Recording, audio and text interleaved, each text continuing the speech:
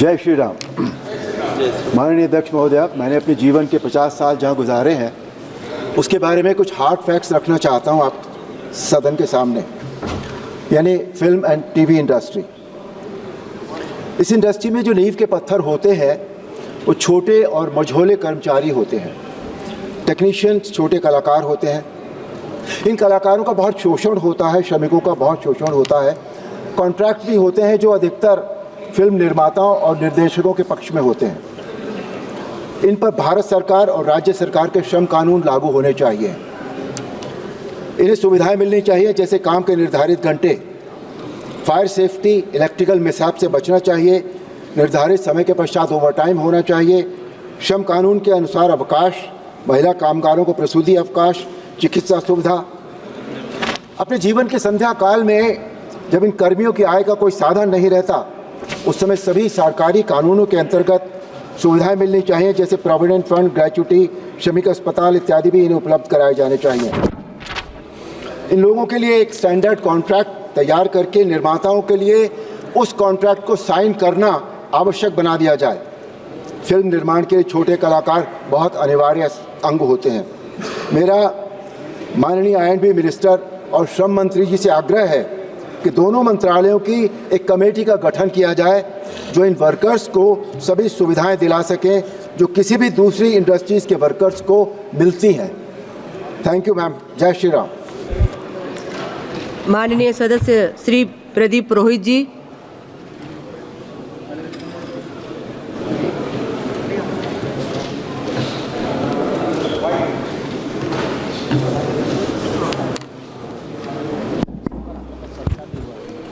धन्यवाद सभापति महोदया। मैं जिस लोकसभा क्षेत्र से यहाँ के प्रतिनिधित्व कर रहा हूँ लोगों के, और देश के और उड़ीसा के सबसे एक पिछड़ा क्षेत्र है जो बरगढ़ लोकसभा क्षेत्र, बरगढ़ पदमपुर क्षेत्र है।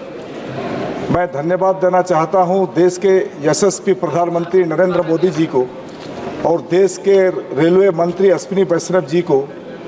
कई सालों से बरगढ़ नुआपड़ा रेल परियोजना के लिए कई सरकार गए, कई सरकार आए, लेकिन वहाँ का जो लोगों का रेलवे का निर्माण का प्रकल्प के लिए दावी था, नहीं हो पा रहा था। मैं धन्यवाद देना चाहता हूँ देश के यशस्वी प्रधानमंत्री और एवं अश्विनी वैष्णव जी को। सबसे पिछड़ा क्षेत्र में बरगढ़ नुआपड़ा का एक रेलवे लाइन 2926 करोड़ का सैंक्शन किए है, 138 किलोमीटर रेलवे लाइन है।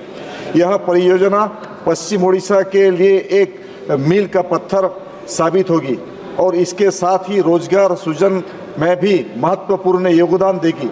इसलिए मैं माननीय रेल मंत्री जी से अनुरोध करता हूं कि इस परियोजना के लिए भूमि अधिग्रहण की प्रक्रिया को तो शीघ्र प्रारंभ किया जाए। इसके अतिरिक्त परियोजना के निर्माण कार्य में कोई भी विलम्ब न हो और इसे समय सीमा पर तरीके से पूरा किया जाए ताकि क्षेत्र के लोग शीघ्र इस परियोजना के लाभ उठा सके। धन्यवाद। माननीय सदस्य doctor Mohammad Javed ji. Thank you ma'am. Line नहीं है। Thank you ma'am. Thank you ma'am. या no, there is no line ma'am. हाँ, थैंक यू मैम। बहुत बहुत शुक्रिया मैम। ये जो सब्जेक्ट है ये सभी से ताल्लुक़ रखता है, वो है MP LED फंड्स। मैम 1993 में शुरू हुआ, 5 लाख रुपए प्रति MP प्रति वर्ष, और उसका लाभ देख के 5 साल में इसको 40 गुना बढ़ा दिया गया, 2 करोड़ रुपया सालाना हर MP को हर क्षेत्र में।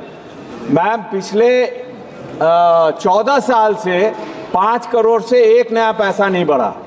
5 करोड़ में जो 11 में बनता था मैम, महंगाई बढ़ गई, एम्प्लॉयमेंट का दर बढ़ गया, मटेरियल का कॉस्ट बढ़ गया, GST बढ़ गया। तो मेरी एक जानकारी और शेयर करनी चाहिए कि राजस्थान में एक MP पे 40 करोड़ मिल रहा है। बिहार ऐसे जो प्रदेश है जो सबसे गरीब है, वहाँ 24 करोड़ दिया जा रहा है, झारखंड में 30, और दिल्ली में तो 105 करोड़, पंजाब में 70 करोड़, और ये MLA मतलब एक MP सेगमेंट में। तो मेरी गुजारिश होगी इस सरकार से कि हर एरिया के डेवलपमेंट के लिए कम से कम 40 गुना नहीं तो 10-12 गुना 50 से 60 करोड़ रुपए प्रति एमपी प्रति वर्ष बढ़ाया जाए और जीएसटी कंपोनेंट को यहीं पे सरकार काट के भेजा जाए ताकि पूरे रकम का वहां पे काम हो सके। ये मेरी प्रार्थना है। Thank you. धन्यवाद माननीय सदस्य एडवोकेट प्रिया सरोज जी।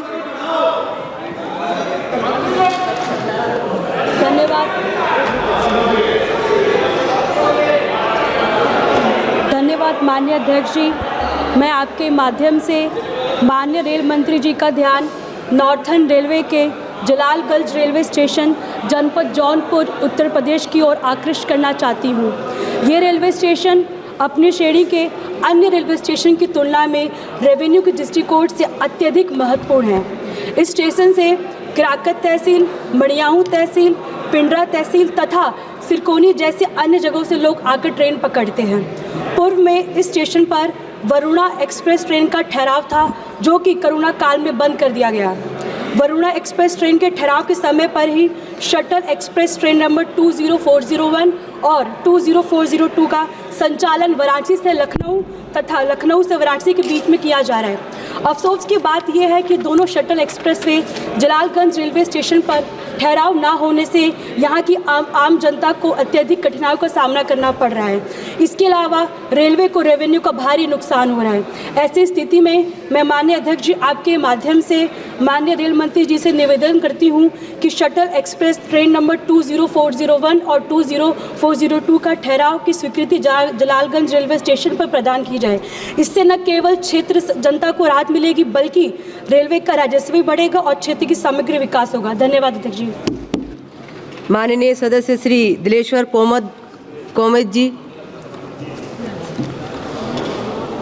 धन्यवाद सभापति महोदया। मेरे संसदीय क्षेत्र बिहार के सुपौल जिला अंतर्गत राघोपुर प्रखंड के सिमराही बाजार के मध्य होते हुए उत्तर से दक्षिण NH 106 बीरपुर से बीरपुर तथा पूरब से पश्चिम 4 लेन NH 57 वर्तमान में NH 27 जाती है। उक्त सड़क के सिमराही चौराहे पर बराबर दुर्घटनाएं होती रहती है एवं आवागमन भी बाधित रहती है तथा जान माल की काफ़ी क्षति होती है। अतः जनहित में सदन के माध्यम से भारत सरकार से सड़क परिवहन मंत्री जी से मैं आग्रह करता हूं कि उक्त चौराहे पर रोड ओवर ब्रिज का निर्माण किया जाए। धन्यवाद। धन्यवाद माननीय सदस्य Shri Arun Nehru ji. Madam, good morning, madam. Thank you for the opportunity, Speaker, madam.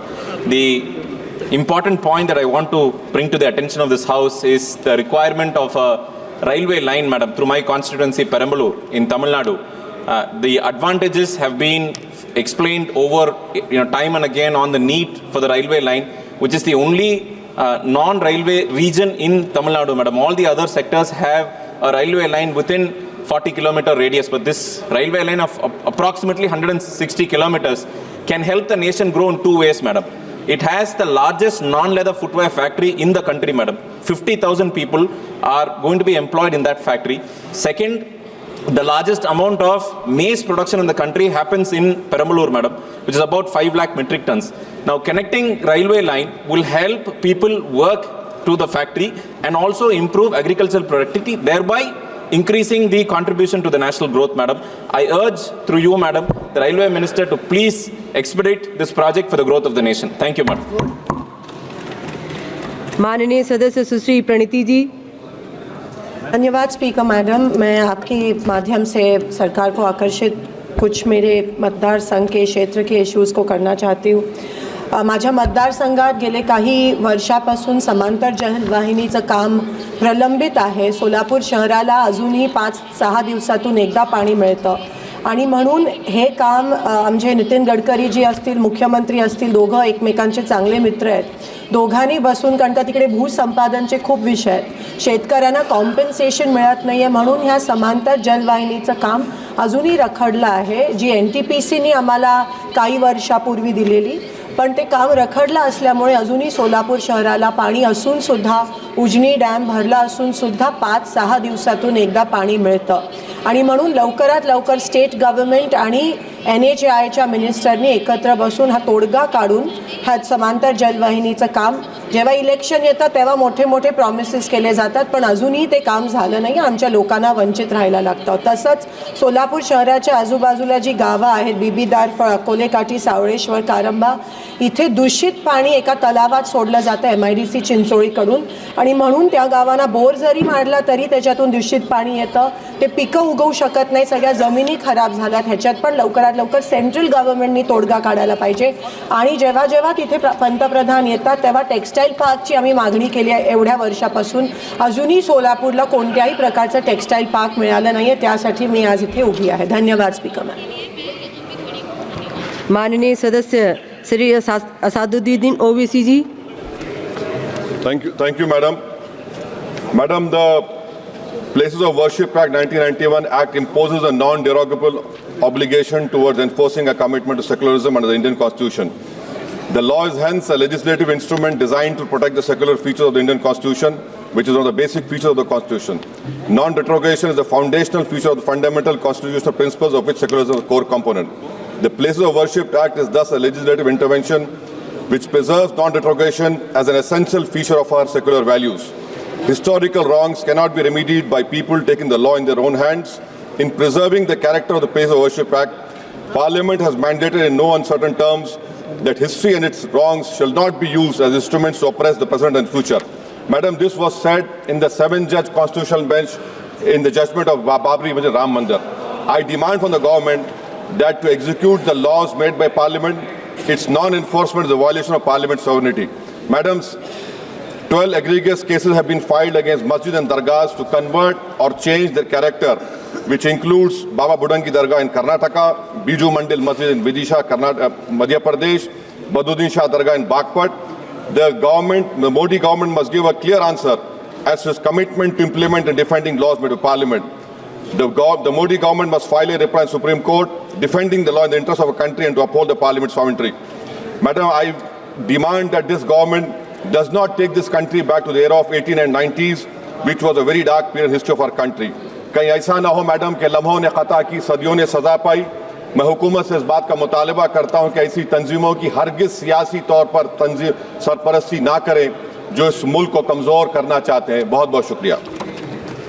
माननीय सदस्य श्री धर्मेंद्र यादव जी. धन्यवाद सभापति जी. सभापति, आपके माध्यम से मंडल आयोग की सिफारिश के बारे में चर्चा करना चाहता हूँ. मंडल आयोग की सिफारिश जिस समय लागू हुई थी वो सामाजिक और शैक्षणिक पिछड़ेपन को आधार बनाकर, न केवल मंडल आयोग सिफारिश लागू हुई बल्कि उन्होंने पिछड़ों के लिए बहुत सारी संस्तुतियाँ दी. लेकिन सभापति जी, मंडल आयोग की सिफारिश इसी सदन के पारित किए हुए कानून और तमाम चीज़ों की धज्जियाँ उड़ाते हुए 2014 से लेके अब तक देश के तकरीबन 150 IAS अधिकारी जो अपनी मेधा, प्रतिभा और मेहनत से सफल हुए थे UPSC की परीक्षा में, उस परीक्षा के सफलता के बावजूद उन्हें नियुक्ति पत्र नहीं मिल रहा है. सभापति जी, मंडल आयोग की सिफारिश के बाद 1993 में DOPT ने कार्यालय ज्ञापन जारी किया, जिस कार्यालय ज्ञापन के माध्यम से कहा गया कि अगर कोई अभ्यर्थी चयनित हो रहा है तो उसके माता पिता की जो वेतन की आय है, जो कृषि की आय है, वो उसमें क्रीमी लेयर की कैटेगरी में काउंट नहीं होगी. लेकिन सभापति जी, 1914 से लेके आज तक लगातार शैक्षणिक आय, लगातार ये वेतन की आय, कृषि की आय को जोड़ के 150 से ज़्यादा हमारे अभ्यर्थी जो चयनित हैं वो सड़कों पे घूम रहे हैं. सभापति जी, Madras high court, Delhi high court, Kerala high court के तमाम फैसलों के बाद भी DOPT के सामाजिक न्याय अधिकारिता मंत्रालय, कानून मंत्री बैठे मेघवाल साहब, आपके मंत्रालय ने भी सिफारिश की है, लेकिन DOPT मंत्रालय उसको स्वीकार नहीं कर रहा है. और स्वीकार न करते हुए तानाशाही तरीके से सदन के पारित किए हुए कानूनों पे भी तानाशाही. सभापति जी, आश्चर्य आपको इस बात का होगा, एक बसंत कुमार नाम का अभ्यर्थी जो रक्षा मंत्रालय की ऑडिट सर्विस में सेलेक्ट हुआ, उसी उसी प्रमाण पत्र, हाई प्रमाण पत्र के आधार पर 2023 की परीक्षा में 47वीं रैंक पाकर आईएएस की परीक्षा टॉप कर रहा था, ऐसे भी परीक्षार्थी आज सड़कों पे घूम रहे हैं सभापति जी। इसे सभापति जी मेरी आपके माध्यम से सरकार से प्रार्थना है कि देश की संसद की जो सर्वोच्चता है, देश के संविधान पे भी 2 दिन तक लंबे बखान किए भाजपा की ओर से, उन तमाम चीजों को नंदाज करके जो हमारे नौजवानों के साथ शोषण हो रहा है, अन्याय हो रहा है, हम समाजवादी लोग। माननीय सदस्य कमलजीत जी, धन्यवाद। नहीं हो गया, प्लीज बैठिए। माननीय धन्यवाद स्पीकर महोदया। धन्यवाद स्पीकर महोदया। महोदया, मैं आपका ध्यान दिल्ली की एक गंभीर समस्या की तरफ दिलाना चाहती हूँ। दिल्ली का वायु प्रदूषण विशेषकर सर्दियों के दौरान एक सतत मुद्दा रहा है। कारकों के संयोजन के कारण दिल्ली का AQI अक्सर गंभीर स्तर तक बिगड़ जाता है। पिछले कुछ वर्षों में दिल्ली की जीवन की गुणवत्ता बहुत खराब हो गई है। दिल्ली में वर्तमान सरकार बढ़ते हुए वायु और जल प्रदूषण के स्तर के बारे में बिल्कुल भी चिंतित नहीं है और हर साल इस सार्वजनिक चिंता को रोकने में विफल रही है। अब दिल्ली में बहुत चिंता की स्थिति है क्योंकि दिल्ली NCR के सब लोग जहरीली हवा के संपर्क में हैं, जिससे कि सबको गंभीर स्वास्थ्य खतरे हो रहे हैं। भारतीय संविधान का अनुच्छेद 21 जीवन की गुणवत्ता का अधिकार अर्थात प्रदूषण मुक्त जल और वायु का अधिकार भी सुनिश्चित करता है। इसलिए अपने नागरिकों को यह अधिकार सुनिश्चित करना हमारी प्रमुख जिम्मेवारी है। दिल्ली की वर्तमान सरकार से दिल्ली की इस खतरनाक स्थिति पर काबू पाने की कोई उम्मीद नहीं है। दिल्ली का वायु प्रदूषण एक जटिल मुद्दा है जिससे विभिन्न स्रोतों जैसे वाहनों के उत्सर्जन को कम करना, औद्योगिक उत्सर्जन को नियंत्रित करना, निर्माण धूल का प्रबंधन, आसपास के राज्यों में पराली जलाने से रोकना, अपशिष्ट प्रबंधन आदि को संबोधित करने के लिए एक बहुआयामी दृष्टिकोण की आवश्यकता है। लेकिन आदरणीय महोदया, दिल्ली की सरकार हर समस्या का समाधान सिर्फ मार्केटिंग करके करना चाहती है और उसकी वजह से दिल्ली में आज स्थिति गंभीर है।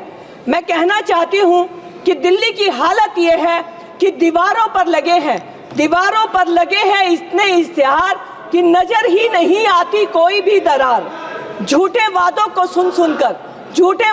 सुन सुनकर सोचते हैं हम काश सच में आती दिल्ली में ये बहार। तो आज दिल्ली झूठों के साथ जो इस तरह से एक स्थिति में पहुंची है, मैं केंद्र सरकार से अनुरोध करती हूं कि वो इस चिंताजनक स्थिति का ध्यान ले और इस मुद्दे का स्थायी समाधान निकाले, क्योंकि दिल्ली सरकार इसको करने के लिए पूर्णतः विफल है। बहुत बहुत धन्यवाद। मेरी सभी माननीय सदस्यों से निवेदन करती हूं कि केवल 1 मिनट में अपनी बात अपने विषय पर चर्चा रखें, जिससे कि अधिक से अधिक सदस्यों को यहाँ अपनी बात रख सकें। माननीय सदस्य Shri KC Venugopal ji. Sir,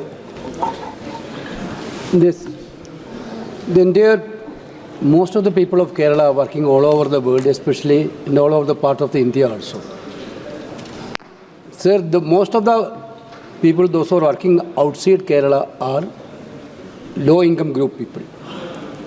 During the festival season only, they are going back to their motherland, Kerala.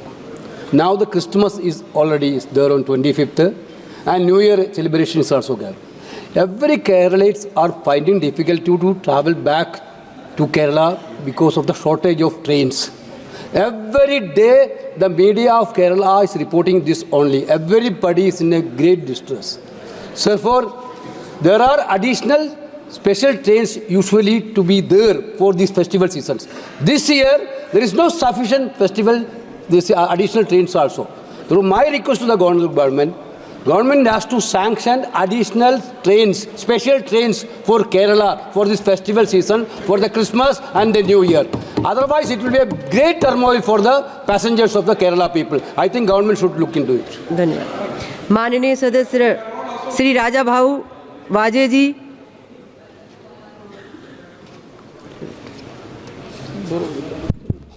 Thank you, Honorable Speaker Madam. I rise to draw the attention of this House to an urgent matter concerning the upcoming Kumbh Mela in Nashik. To accommodate millions of pilgrims and tourists, the following priorities must be addressed.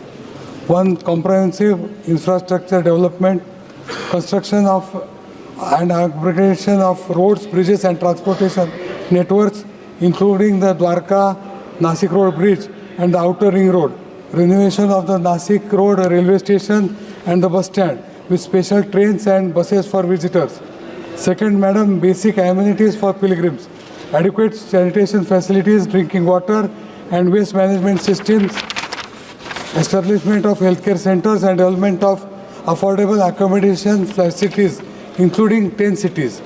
Third, madam, environmental sustainability, protection of the Godavari River and natural resources through eco-friendly practices. Fourth, madam, security and crowd management, deployment of advanced crowd management systems, CCTV cameras and sufficient security personnel. The Kumbh Mela is a platform to position Nashik as a hub of sustainable development and cultural tourism. Immediate allocation of funds and resources is essential to ensure its smooth execution and long-term benefits for the region. Thank you, madam. माननीय सदस्य श्री बेनी बेहनन जी. Chairman, sir, I rise to bring your kind attention a significant issue faced by the people of Chalakudy constituency in Kerala. It is the only parliamentary constituency in the state that does not have a Kendriya Vidyalaya. The constituency holds strategic importance due to the presence of Cochin International Airport, which serves a hub of numerous central government offices, including CISF, Coast Guard, Immigration and Customs, etc. Despite this region has been overlooked in terms of educational infrastructure provided by the central government. Furthermore, there is an adequate land available in the vicinity to establish a Kendriya Vidyalaya, which should cater the educational needs of the children of central government employees as well as the general public. I urge the government to consider this genuine request and take immediate steps to allocate a Kendriya Vidyalaya for Chalakudy constituency. Thank you, sir. माननीय please बैठिए. माननीय सदस्य नारायण दास अहिरवार जी. मेरा संसदीय क्षेत्र जालौन गरौठा भोगनीपुर जो बुंदेलखंड क्षेत्र में आता है, यहाँ बुनियादी सुविधाओं की भारी कमी है. दिल्ली के लिए सीधी रेल सेवा न होने के कारण स्थानीय निवासियों को कई कठिनाइयों का सामना करना पड़ता है. जनपद जालौन का जिला मुख्यालय उरई है और जनपद कानपुर देहात एवं हमीरपुर के निवासियों के लिए भी दिल्ली तक कोई सीधी रेल सेवा उपलब्ध नहीं है. दिल्ली जाने के लिए लोगों को अधिक समय और धन व्यय करना पड़ता है, जिससे उनकी आर्थिक स्थिति पर नकारात्मक प्रभाव पड़ता है. ऐसी स्थिति में इस क्षेत्र के लिए सीधी रेल सेवा और कुछ महत्वपूर्ण ट्रेनों का ठहराव अनिवार्य है, ताकि यहाँ के लोग अपने दैनिक कार्यों और रोजगार के लिए सीधे दिल्ली जा सकें. सीधी ट्रेन के अभाव में इस क्षेत्र के जनप्रतिनिधियों को भी आने जाने में परेशानी होती. महोदय, मैं आपके माध्यम से माननीय रेल मंत्री से मांग करता हूं कि श्रम शक्ति एक्सप्रेस 12/4/51, 12/4/52 जो नई दिल्ली से 11:55 पर चलकर 6:15 पर कानपुर पहुंचती है, रात 11:55 पर कानपुर से पुनः रवाना होती है, लगभग 18 घंटा कानपुर में खड़ी रहती है. इस ट्रेन को जिला मुख्यालय उरई तक बढ़ा दिया जाए, जिससे जालौन क्षेत्र के निवासियों को दिल्ली तक सीधी रेल सेवा का लाभ मिल सके. छपरा एक्सप्रेस 11/1/23, 11/1/24 वर्तमान में यह गाड़ी ग्वालियर से बरौनी तक चलती है. इस ट्रेन को ग्वालियर से बढ़ाकर नई दिल्ली तक किया जाए, जिससे क्षेत्र के निवासियों को नई दिल्ली तक सीधी ट्रेन की सुविधा मिल सके. कानपुर मेमू पैसेंजर यह ट्रेन कानपुर से चलती है. धन्यवाद माननीय सभापति महोदया. मैं इस अवसर पर अपने संसदीय क्षेत्र सागर और उसके सटे अन्य संसदीय क्षेत्रों के विकास हेतु एक महत्वपूर्ण विषय पर आपका और इस माननीय सदन का ध्यान आकर्षित करना चाहती हूँ. मध्य प्रदेश हमारे देश के मध्य में स्थित एक ऐसा राज्य है जिसकी भौगोलिक स्थिति न केवल इसे अद्वितीय बनाती है, बल्कि इसे पूरे भारत के लिए एक रणनीति का केंद्र के रूप में भी स्थापित करती है. देश के हर कोने से मध्य प्रदेश तक पहुंच आसान है और यही कारण है कि इसे देश का हृदय स्थल कहा जाता है. माननीय सभापति महोदया, अगर हम मध्य प्रदेश में विशेषकर मेरे संसदीय क्षेत्र सागर और उसके आसपास अधिक भारी उद्योग हैवी इंडस्ट्री की स्थापना करें, जैसे कार निर्माण, इस्पात निर्माण और अन्य निर्माण इकाइयाँ, तो यह न केवल इस क्षेत्र के विकास में मील का पत्थर साबित होगा, वरन रोजगार के अवसर सृजित कर प्रतिभा पलायन को रोकने में कारगर सिद्ध होगा। धन्यवाद माननीय अध्यक्ष महोदय। माननीय सदस्य श्रीमती बाग मिताली जी।